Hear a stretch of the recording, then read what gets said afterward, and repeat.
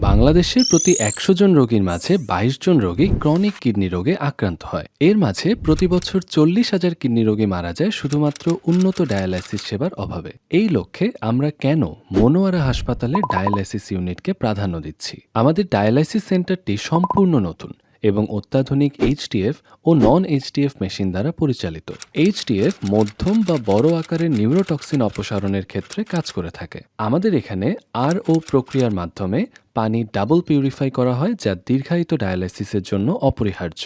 সম্পূর্ণ সময় জুড়েই একজন রোগী এখানে অভিজ্ঞ চিকিৎসক এবং নার্সের তত্ত্বাবধানে থাকেন। এছাড়া ২৪ ঘন্টা ব্লাড ট্রান্সফিউশন ল্যাবের সুবিধা তো রয়েছেই। সিভিলাইন এজিএফ এর সুবিধা ছাড়াও এখানে রয়েছে আইসিইউর ব্যবস্থা। আরও রয়েছে নিয়মিত অথবা জরুরি ট্রান্সপোর্টের সুব্যবস্থা। উন্নত মানের ডায়ালাইসিস সেন্টারের পরিচর্যাই রোগীর দীর্ঘায়িত এবং মানসম্পন্ন জীবনের প্রধান কারণ। তাই ডায়ালাইসিস সংক্রান্ত যে কোনো তথ্যের জন্য আমাদের নিচের দেওয়া নাম্বারে যোগাযোগ করুন।